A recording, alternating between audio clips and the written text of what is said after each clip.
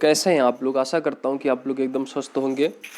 तो आज हम आप लोगों को समक्ष लेकर के आए हैं क्लास 10 की पूरक हिंदी कृतिका कृतिका पाठ 1 माता का आंचल। माता का आंचल हम आज आप लोगों के समक्ष लेकर के आए हैं और इसके लेखक हैं शिवपूजन सहाय जी। पाठ कुछ इस प्रकार है, बहुत ही भावपूर्ण पाठ है। इस पाठ का आनंद लीजिए। जहाँ लड़कों का संग तहाँ बाजे मृदंग, जहाँ बुढ़ों का संग तहाँ खर्चे का तंग।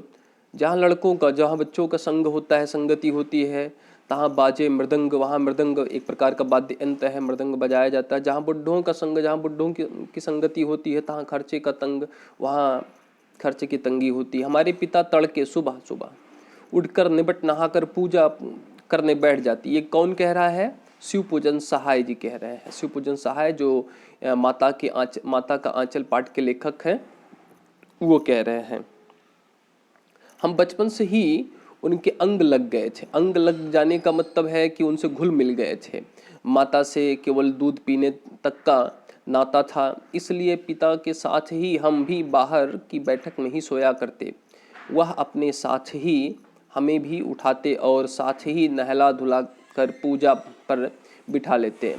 हम भभूत का तिलक लगा लेने के लिए उनको दिक करने लगते थे। दिक मतलब परेशान करने लगते थे। भभूत का तिलक लगा लेने के लिए उनको दिक करने लगते थे। दिक मैंने परेशान किया करते थे। कुछ हंसकर, कुछ झुझला कर और कुछ डांट कर वह हमारे चौड़े लिलार, लिलार का तात्पर्य माथे पर, लिलार में त्रिपुंड कर देते थे। त्रिपुंड माने यहाँ 3 धारी से जो है तिलक लगाना। हमारे लिलार में, लिलार माथा, लिलार में भभूत खूब खुलती थी, अच्छी लगती थी, तात्पर्य है। सिर में लंबी लंबी जटाएं थीं। भभूत रमाने से हम खासे बम भोला बन जाते थे। भोलेनाथ, यह भभूत जो है भगवान शंकर जी का पवित्र भभूति माना जाता है। राख भस्म की भभूति लगाई जाती है। पिताजी हमें बड़े प्यार से भोलानाथ कहकर पुकारा करते, पर असल में हमारा नाम था तारकेश्वर, तारकेश्वर नाथ। हम भी उनको बाबूजी कहकर पुकारा करते और माता को मैया। जब बाबूजी रामायण का पाठ करते तब हम उनकी बगल में बैठे बैठे आईने में अपना मुंह निहारा करते थे। जब वह हमारी ओर देखते तब हम कुछ लजाकर और मुस्कराकर आईना नीचे रख देते थे। वह भी मुस्करा पड़ते थे। ये पिता और पुत्र का वात्सल्य है, प्रेम है। पूजा पाठ कर चुकने के बाद वह राम राम लिखने लगते। अपनी एक रामनामा बही पर 1000 राम नाम लिखकर वह उसे पाठ करने की पोथी के साथ बांध कर रख देते। फिर ये देखिए शब्दार्थ दिए गए हैं। फिर क्या होता है ये देख रहे हैं, किस प्रकार से जो है एक वृक्ष पर जो है बच्चे को, बालक को पिता अपना प्रेम प्रदर्शित कर रहा है, उसको वहाँ पर खेलने का अवसर प्रदान कर रहा है। 500 बार कागज के छोटे छोटे टुकड़ों पर राम नाम लिखकर आटे की गोलियों में लपेटते और उन गोलियों को लेकर गंगा जी की ओर चल पड़ते थे। उस समय भी हम उनके कंधे पर विराजमान रहते थे। जब वह गंगा में एक एक आटे की गोलियां फेंककर मछलियों को खिलाने लगते, तब भी हम उनके कंधे पर ही बैठे बैठे हंसा करते थे। जब वह मछलियों को चारा देकर घर की ओर लौटने लगते, तब बीच रास्ते में झुके हुए पेड़ों की डालों पर हमें बिठाकर झूला झुलाते थे। तो वो झूला झुलाने का दृश्य भी आपने देखा। कभी कभी बाबूजी हमसे कुश्ती भी लड़ते। वह शिथिल होकर हमारे बल को बढ़ावा देते और हम उनको पछाड़ देते थे। यह उतान पड़ जाते और हम उनकी छाती पर चढ़ जाते। जब हम उनकी लंबी लंबी मूछें उखाड़ने लगते, तब वह हंसते हंसते हमारे हाथों को मूछों से छुड़ाकर हमें चूम लेते थे। फिर जब हमसे खट्टा और मीठा चुम्मा मांगते, तब हम बारी बारी कर उनका बायां और दाहिना गाल उनके मुंह की ओर फेर देते थे। बाएं का खट्टा चुम्मा लेकर जब वह दाहिने का मीठा चुम्मा लेने लगते तब अपनी दाढ़ी या मूछ हमारे कोमल गालों पर गड़ा देते थे। हम झुंझलाकर फिर उनकी मूछें नोचने लग जाते थे। इस पर वह बनावटी रोना रोने लगते और हम अलग खड़े खड़े खिलखिलाकर हंसने लग जाते थे। ये बहुत ही बाल मनोवैज्ञानिक रचना है, बाल मनोवैज्ञानिक चाइल्ड साइकोलॉजिकल ये स्टोरी है। उनके साथ हंसते हंसते जब हम घर आते तब उनके साथ ही हम भी चौके पर खाने बैठते थे। चौके पर खाने का मतलब जैसे रसोई होता है ना, वहाँ पर खाने के लिए बैठते। वह हमें अपने ही हाथ से फूल के एक कटोरे में गोरस और भात, गोरस जो है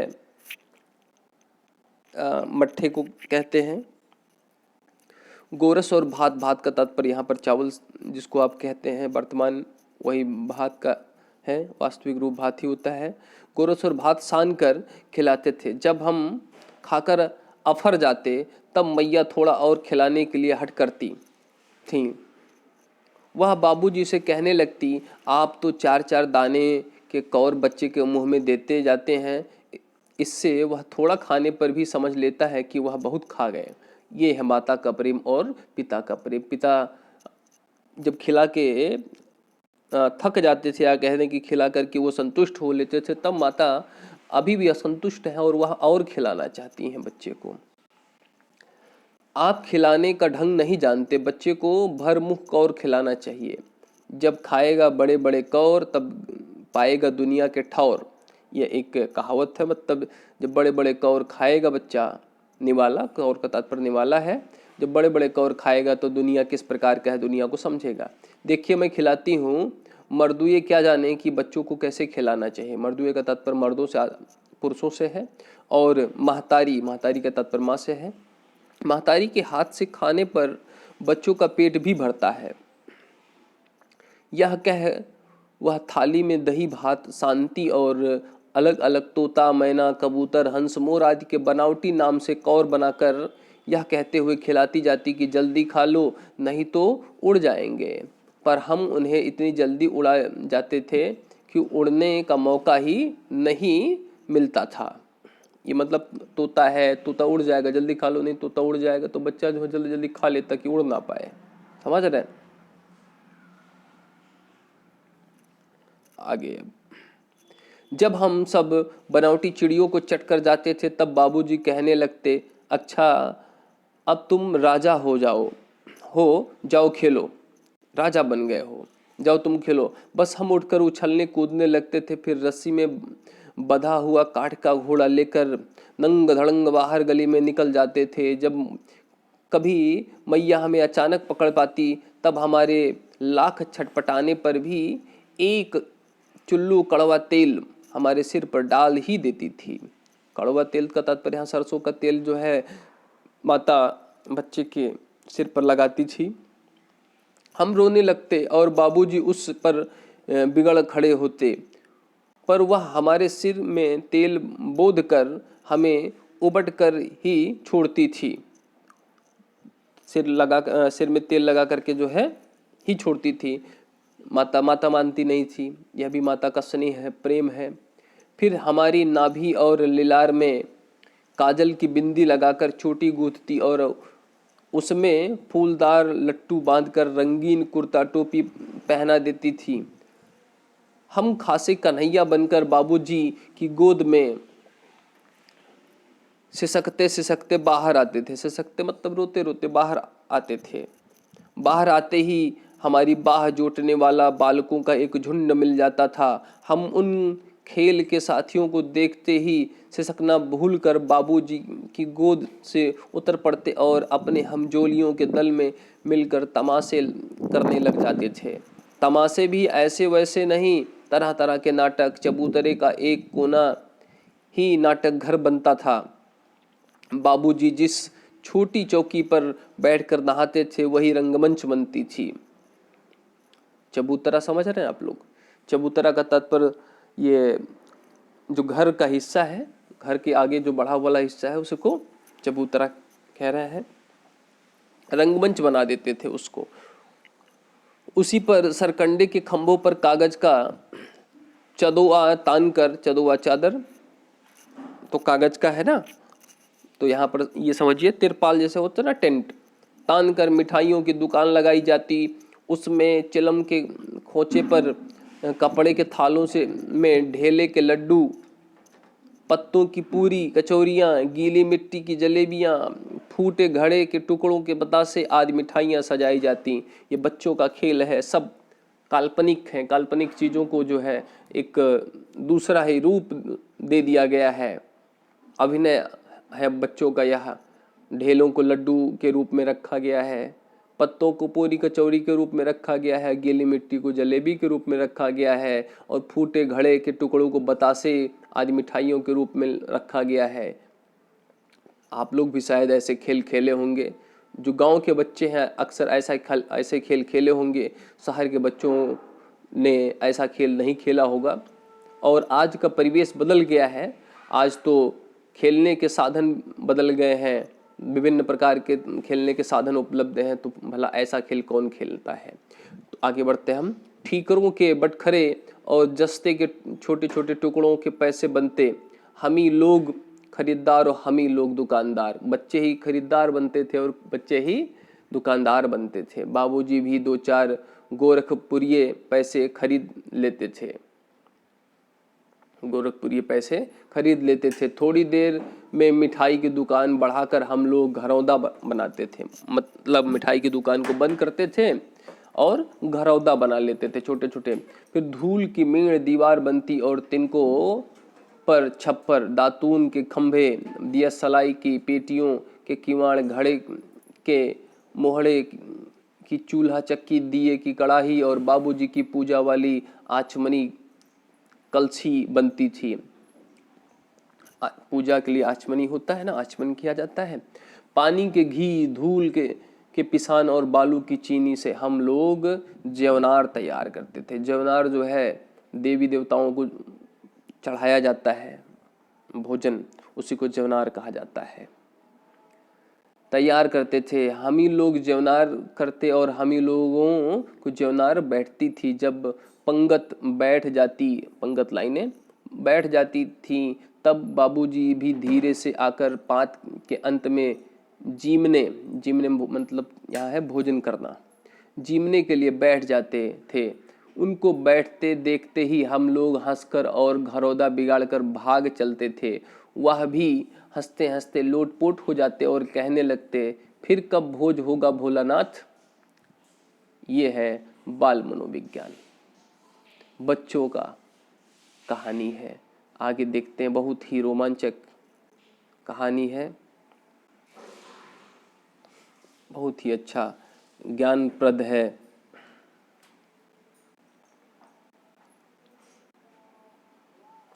फिर आगे होता है, कभी कभी हम लोग बारात का भी जुलूस निकालते थे, बारात भी निकालते थे। कभी कभी हम लोग बारात का भी जुलूस निकालते। कनस्तर का तंबूरा बजता, तंबूरा एक प्रकार का वाद्यंत्र है। अमोले को, अमोला आम, आम है, आम का जो ये आम के जो बीज हैं उससे बनाते थे। छोटे छोटे आम के जो छोटे छोटे जो आम हैं उसको भी जो है घिस करके एक वाद्यंत्र बना लेते थे और उसको बजाते थे, बड़ा अच्छा लगता था।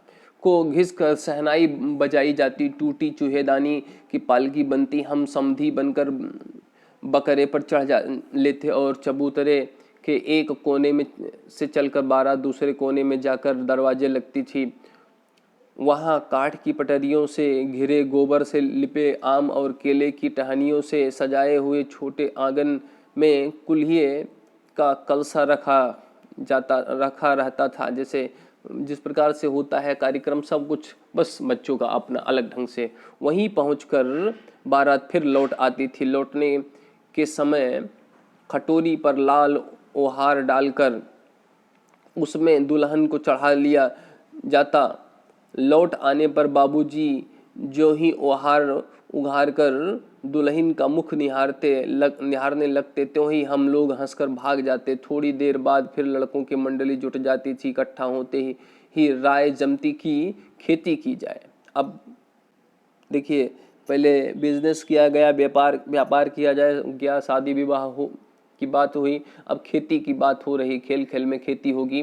बस चबूतरे के एक छोर पर घिरनी गड़ जाती, उसके नीचे की गली कुआं बन जाती थी। मूज की बटी हुई पतली रस्सी से एक चुक्कड़ बांध गराड़ी पर चढ़ाकर लटका दिया जाता और दो लड़के बैल बनकर मोट खींचने लग जाते। मोट आपने क्लास 9th में पढ़ा था ना, कैदी और कोकिल में था ना, मोट खींचते। हाँ बिल्कुल। चबूतरा खेत बनता, कंकड़ बीज और ठेंगा हल जुआठा, बड़ी मेहनत से खेत जोते बोए और पटाए जाते। फसल तैयार होते देर न लगती और हम हाथों हाथ फसल काट लेते थे। काटते समय गाते थे, ऊंच नीच में बई की यारी, जो उपजी सो भई हमारी। जो बच्चे देखते हैं वही करते हैं, तो बच्चे जो देख रहे थे उसी प्रकार से सब गीत गाना गा रहे हैं। फसल को एक जगह रख कर उसे पैरों से रौंद डालते थे, कसोरे का सूप बनाकर ओसाते और मिट्टी की दिए के तराजू पर तौल कर राशि तैयार कर देते थे। इसी बीच बाबूजी आकर पूछ बैठते थे, इस साल की खेती कैसी रही भोलानाथ? बस फिर क्या, हम लोग ज्यों का त्यों खेत खलिहान छोड़कर हंसते हुए भाग जाते थे। कैसी मौज की खेती थी, ऐसे ऐसे नाटक हम लोग बराबर खेला करते थे। बटोही का तत्पर राही। बटोही भी कुछ देर ठिठक कर हम लोगों के तमाशे देख लेते थे। बटोही जो राही थे, जो पथिक थे, आने जाने वाले लोग थे, वह भी लोग रुक करके बच्चों के खेल को देख लेते थे। जब कभी हम लोग ददरी के मेले में जाने वाले आदमियों का झुंड देख पाते, तब कूद कूद कर चिल्लाने लगते थे, चलो भैया ददरी सत्तू पिसान की मोटरी। सत्तू का तात्पर्य सत्तू से है, चने आदि का बनाया जाता है सत्तू, चने जौ, चने का सत्तू, जौ का सत्तू। अगर किसी दूल्हे के आगे आगे जाती हुई ओहारदार पालकी देख पाते, तब खूब जोर से चिल्लाने लगते थे। ओहारदार का तात्पर्य पर्दा डाला हुआ, ठीक है। चिल्लाने लगते क्या, रहरी में रहरी पुरान रहरी और डोला की कनिया हमार मेहरी। रहरी में रहरी पुरान रहरी और डोला के कनिया हमार मेहरी, ये बच्चे सुने होते हैं, वही उसी को गाते हैं। समझ में आ रहा है? रहरी का तात्पर्य क्या है? अरहर। रहरी में रहरी, अरहर में अरहर, पुरान अरहर है। डोला में कनिया हमार मेहरी, डोली है ना, डोला के कनिया, तो डोली में जो है कनिया का तात्पर्य जो है, जैसे गोद बोलते हैं, तो डोली की गोद में हमार मेहरी, मेहरी का तात्पर्य पत्नी से है। इसी पर एक बार बूढ़े बर ने हम लोगों को बड़ी दूर तक खदेड़ कर ढेलों में मारा था। उस खसूट खब्बीस की सूरत आज तक हमें याद है। न जाने किस ससुर ने वैसा जमाई ढूंढ निकाला था, वैसा घोड़ा मुँहा आदमी हमने कभी नहीं देखा। आम की फसल में कभी कभी खूब आंधी आती है। आंधी के कुछ दूर निकल जाने पर हम लोग बाग की ओर दौड़ पड़ते थे। वहाँ चुन चुन कर घुले घुले गोपी आम चबाते थे। एक दिन की बात है, आंधी आई और पट पड़ गई, थोड़ा सा कम हुई। आकाश काले बादलों से ढक गया, मेघ गर्जने लगे, बिजली कौंधने और ठंडी हवा सनसनाने लगी। पेड़ झूमने और जमीन चूमने लगे। पेड़ इतना झूमने लगे कि वो जमीन पे छू जा रहे थे। हम लोग चिल्ला उठे, एक पैसा की लाई बाजार में छितराई, बरखा उधरे बिलाई। लेकिन बरखा न रुकी और भी मूसलाधार और भी मूसलाधार पानी होने लगा, बहुत तेजी से बारिश होने लगा। तात्पर्य है हम लोग पेड़ों की जड़ से धड़ से सट गए और कुत्ते के कान में अठई चिपक जाती है, मगर बरखा जमी नहीं थम गई। बरखा जमी नहीं थम गई, अर्थात बारिश होती रही। बरखा बंद होते ही बाग में बहुत से बिच्छू नजर आए। हम लोग डरकर भाग चले। हम लोगों में बैजू बड़ा ढीठ था। संयोग की बात बीच में मूसन तिवारी मिल गए। बेचारे बूढ़े आदमी को सूझता कम था। बैजू उनको चिढ़ाकर बोला, बूढ़वा बेईमान मांगे करेला का चोखा। ये कोई चिढ़ाता रहा होगा, बच्चों ने सुना होगा, बूढ़वा बेईमान मांगे करेला का चोखा। करेला जान रहे हैं। हम लोगों ने भी बैजू के सुर में सुर मिलाकर यही चिल्लाना शुरू किया। मूसन तिवारी ने बेतहासा खदेड़ा। हम लोग तो बस अपने अपने घर की ओर आंधी हो चले, मतलब खूब तेजी से भागे। जब हम लोग मिल सके तब तिवारी जी सीधे पाठशाला में चले गए। वहाँ से हमको और बैजू को पकड़ लाने के लिए 4 लड़के गिरफ्तारी वारंट लेकर छूटे। इधर ज्यों ही हम लोग घर पहुँचे त्यों ही गुरुजी के सिपाही हम लोगों पर टूट पड़े। बैजू तो 9-2-11 हो गया। 9-2-11 का तात्पर्य भाग गया। हम पकड़े गए। हम का तात्पर्य लेखक पकड़ा गया, भोलानाथ पकड़े गए।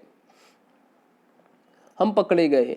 फिर तो गुरुजी ने हमारी खूब खबर ली। बाबूजी ने यह हाल सुना। वह दौड़े हुए पाठशाला में आए। गोद में उठाकर हमें पुचकारने और फुसलाने लगे, पर हम दुलारने से चुप होने वाले लड़के नहीं थे। रोते रोते उनका कंधा आंसुओं से तर कर दिया। वह गुरुजी की चिरौरी करके हमें घर ले चले। चिरौरी का तात्पर्य निवेदन विनती करके हमें घर ले चले। रास्ते में फिर हमारे साथी लड़कों का झुंड मिला। वो जोर से नाचते और गाते थे। माई पकाई गरर गरर पुआ, हम खाइब पुआ न खेलब जुआ। माई पकाई गरर गरर पुआ, आप लोगों ने खाया होगा मालपुआ। तो माई का तात्पर्य माता, मम्मी पकाएंगी और क्या है बच्चे खाएंगे। फिर क्या था, हमारा रोना धोना भूल गया। हम हट करके बाबूजी की गोद से उतर पड़े, हट जिद करके पड़े और लड़कों की मंडली में मिलकर लगे वही तानसुर अलापने, वही गाने लगे। तब तक सब लड़के सामने वाले मकई के खेत में दौड़ पड़े। मकई का तात्पर्य मक्का का है, मक्का। उसमें चिड़ियों का झुंड चल रहा था। वे दौड़ दौड़ कर उन्हें पकड़ने लगे, पर एक भी हाथ ना आई। भाई चिड़ियों के पंख हो तो उड़ जाती हैं, वो बच्चों के हाथ में कहाँ आएंगी। हम खेत से अलग ही खड़े होकर गा रहे थे, राम की चिरई राम जी का खेत, खा लो चिरई भर भर पेट। हमसे कुछ दूर बाबूजी और हमारे गांव के कई आदमी खड़े होकर तमाशा देख रहे थे और यही कहकर हंसते थे कि चिड़िया की जान जाए लड़कों का खिलौना। भाई चिड़िया जो है उसको जो है कोई आफत आए, विपद आए और जमीन पर पड़ी हो, तड़प रही हो, तो बच्चे क्या है उसमें मनोरंजन खोजते हैं। बच्चों को वहाँ मनोरंजन नजर आता है। सचमुच लड़के और बंदर पराई पीर नहीं समझते। पराई मतलब दूसरे की पीर, पीर माने दर्द। एक टीले पर जाकर हम लोग चूहों के बिल में, एक टीले पर जाकर हम लोग चूहों के बिल से पानी उलीचने लगे। नीचे से ऊपर पानी फेंकना था। हम सब थक गए। तब तक गणेश जी के चूहों की रक्षा के लिए शिव जी का सांप निकल आया। गणेश जी का वाहन है चूहा और शिव जी के पास कौन रहता है, सांप। सांप निकल आया। रोते चिल्लाते हम लोग बेतहासा भाग चले। कोई औधा गिरा, कोई अंटा चिट, किसी का सिर फूटा, किसी के दांत टूटे, सभी गिरते पड़ते भागे। भाई सांप देख करके बच्चों में एक भय व्याप्त हो गया, तो वो बहुत तेजी से भागे और गिरते पड़ते जो है चोट खाते हुए भागे। हमारी सारी देह लहू लुहान हो गई। लहू का तात्पर्य खून होता है। खून बहने लगा, पैरों के तलवे कांटों से छलनी हो गए। और फिर क्या होता है, हम आते हैं वास्तविक शीर्षक पर। जो वास्तविक शीर्षक है उस शीर्षक को यहाँ पर स्पष्ट किया जाएगा। हम एक सुर से दौड़े हुए आए और घर में घुस गए। उस समय बाबूजी बैठक के ओसारे, ओसारे का तात्पर्य बरामदा है, ओसारे में बैठकर हुक्का गुड़गुड़ा रहे थे। उन्होंने हमें बहुत पुकारा, पर उनकी अनसुनी करके हम दौड़ते हुए मैया के पास ही चले गए। जाकर उसी की गोद में शरण ली। यही है माता का आंचल, यही है शीर्षक, माता का आंचल। बाबूजी के साथ खेला करते थे। शुरू में पाठ से लेकर के यहाँ तक बाबूजी की ही चर्चा है, बाबूजी और बच्चों की ही चर्चा है। लेकिन यहाँ देख रहे हैं, जब बच्चों को डर लगा सर्प से, इस पर आपसे प्रश्न भी पूछा जाएगा, इसके लिए तैयार रहें। तो बच्चे क्या किए, वहाँ बाबूजी के रोकने पर नहीं रुकते हैं। कहाँ जाते हैं, जाकर उसी मैया की गोद में शरण लेते हैं। मैया चावल अमनिया कर रही थी, हम उसी के आंचल में छिप गए, माता के आंचल में छिप गए। हमें डर से कांपते देखकर वह जोर से रो पड़ी और सब काम छोड़ बैठी। यह है माँ का प्रेम। माँ बच्चे के दर्द से दुखी हो जाती है। कांपते देख वह जोर से रो पड़ी और सब काम छोड़ बैठी। अधीर होकर हमारे भय का कारण पूछने लगी। कभी हमें अंग भरकर दबाती और कभी हमारे अंगों को अपने आंचल से पोंछकर हमें चूम लेती। बड़े संकट में पड़ गई। माँ को पता ही नहीं क्या हुआ बच्चे को। झटपट हल्दी पीसकर हमारे घावों पर थोपी गई। बच्चे को घाव भी हो गया था, पाँव लहूलुहान हो गया था। घर में कोहराम मच गया। हम केवल धीमे सुर में सा कर रहे थे, सा सा सा करते हुए मैया के आंचल में लुके चले जाते थे। सारा शरीर थर थर कांप रहा था, रोंगटे खड़े हो गए थे। हम आंखें खोलना चाहते थे पर वे खुलती न थीं। हमारे कांपते हुए होंठों को मैया बार बार निहार कर रोती और बड़े लाड से हमें गले लगा लेती थी। इसी समय बाबूजी दौड़े आए। आकर झट हमें मैया की गोद से अपनी गोद में लेने लगे, पर हमने मैया के आंचल की प्रेम और शांति के चदोए की छाया न छोड़ी। अर्थात माँ का आंचल तो माँ का ही आंचल होता है, माँ का प्रेम तो माँ का ही प्रेम होता है। भला माँ के प्रेम के बदले या माँ के प्रेम के स्थान पर किसी और का प्रेम स्थान पा सकता है? तो इस अंक में इतना ही। अगले अंक में हम आप लोगों से प्रश्न की चर्चा करेंगे। यहाँ पर कुल मिला जुला के 12 प्रश्न दिए गए हैं। उन 12 प्रश्नों का आप लोगों के से चर्चा किया जाएगा। पहला प्रश्न इस प्रकार है। पहले प्रश्न में है, प्रस्तुत पाठ के आधार पर यह कहा जा सकता है कि बच्चे का अपने पिता से अधिक जुड़ाव था। मैंने कहा ना, बच्चे का अपने पिता से अधिक जुड़ाव था, फिर भी विपदा के समय वह पिता के पास ना जाकर माँ की शरण लेता है।